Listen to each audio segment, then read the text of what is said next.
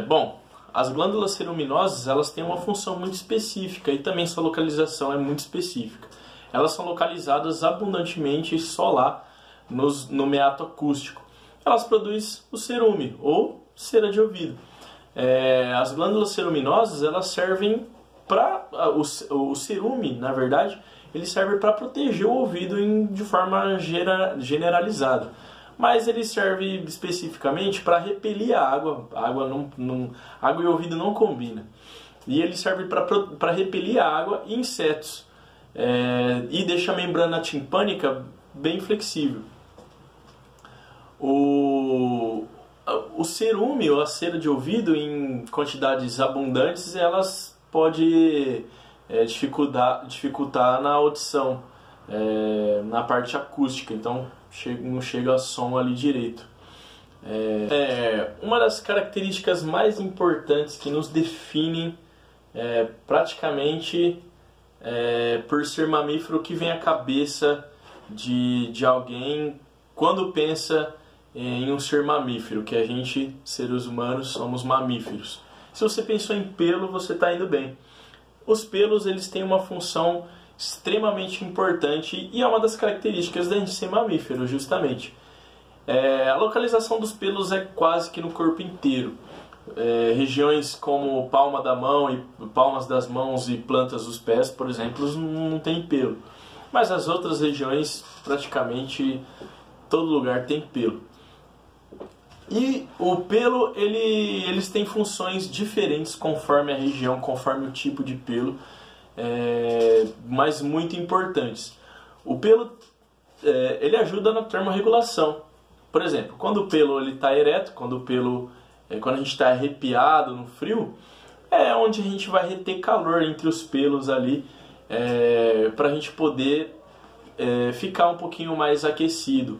A gente consegue pela termorregulação. Então, a termorregulação, a função de termorregulação no nosso corpo, ela existe vários mecanismos e os pelos participam.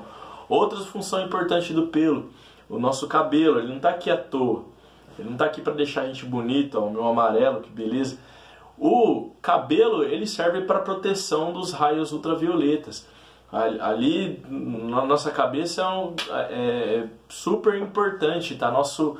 Adentro do nosso encéfalo, onde a gente pensa, onde a gente faz besteira ou não, e a gente precisa proteger aquilo ali de qualquer forma. Então, o nosso crânio é muito forte ali, a gente tem camadas e camadas, e os pelos, eles estão ali abundantemente, ali onde um dos lugares, se não o lugar que mais tem pelo no nosso corpo, e justamente ele serve para proteger contra os raios ultravioletas. Pelos no nariz, por exemplo, serve para proteger contra a entrada de partículas, corpos estranhos, partículas grandes. Então, os pelos, eles têm funções importantíssimas e a gente tira por fim estético, mas na verdade o certo mesmo é a maioria dos lugares deixar o pelo ali bonitinho do jeito que ele tá.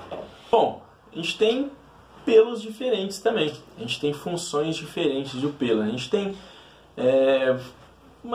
3 tipos de pelos ali no nosso corpo: a lanugem, o velo e os pelos terminais.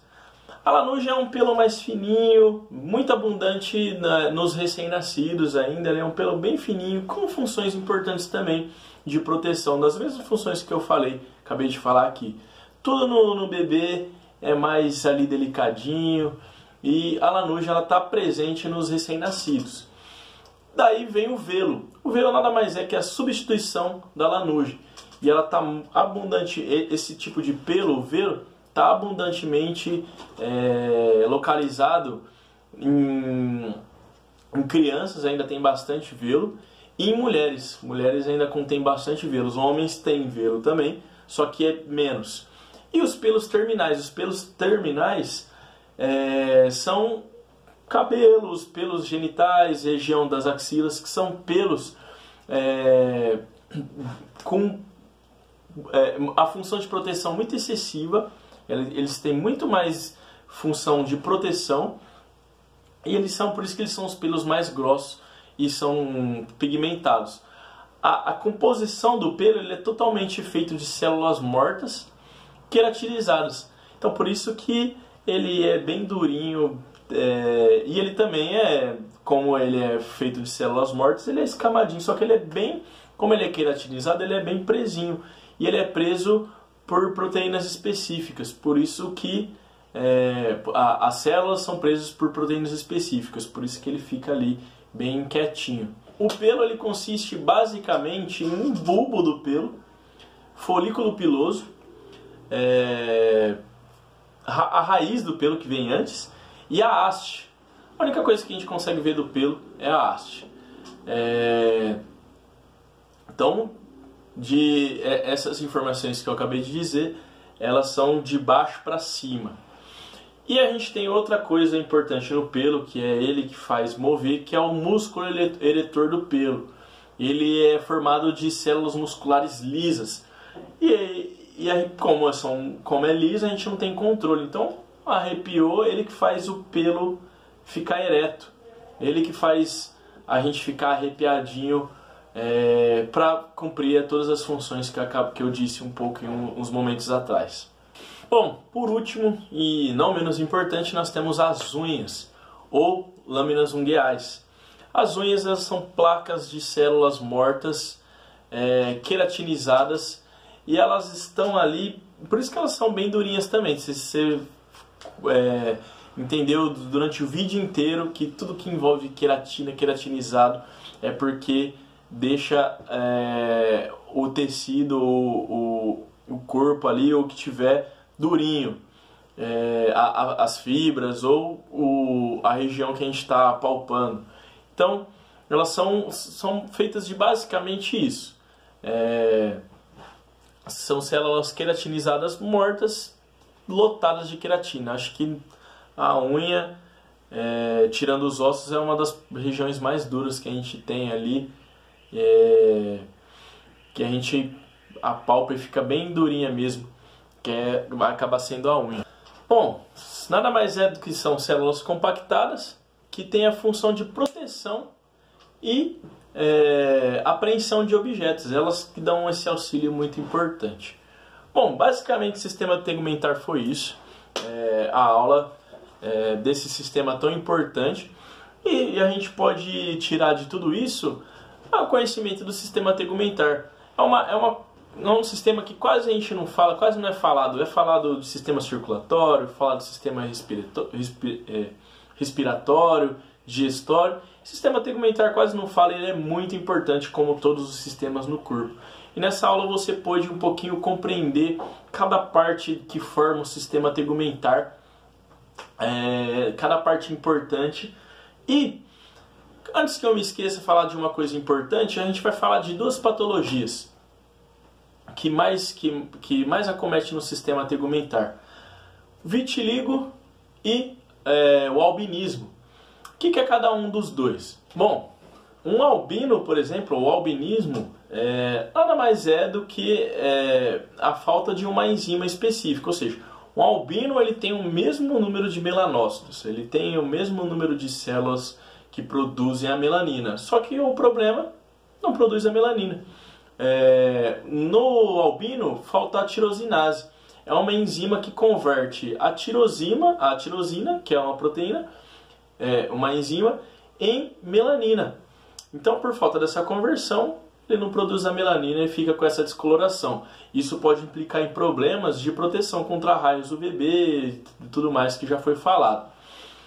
O vitiligo é quase a mesma coisa, só que em regiões específicas do corpo, que vai formar aquelas manchas. E também pode acontecer a descoloração dos pelos. O vitiligo já é um pouquinho menos severo do que o albinismo, e o tratamento nada mais é para fins estéticos. Então, se uma pessoa que é detentor de vitiligo, ele vai fazer não é um local que dói. Pode acontecer aí um eventual exposição solar, um câncer de pele daquela região específica não ter aquele tipo de proteção. Mas a maioria dos tratamentos, quem vai atrás para tratar o vitiligo é para fins estéticos. Bom, Essa aula ela é totalmente baseada no livro de anatomia humana, desse autor que eu gosto muito, Van de Graaff. É esse livro aqui. Todo o trabalho, todo o esqueletinho da aula foi baseado nesse livro, que eu gosto muito. Peguei um artigo muito bom para falar de para falar de melanina, só que esse artigo ele trouxe muito detalhadamente a conversão da melanina, desde a tirosina até a melanina. Então, para falar dessa conversão, dessa parte toda, dessa parte fisiológica, requer um pouquinho de tempo, requer um pouquinho mais de estudos, claro, com certeza, e seria uma aula mais de fisiologia, bioquímica, para falar de um pouquinho mais das substâncias. Bom, muito boa noite, muito obrigado por assistir esse vídeo, e, bom, a gente fica por aqui.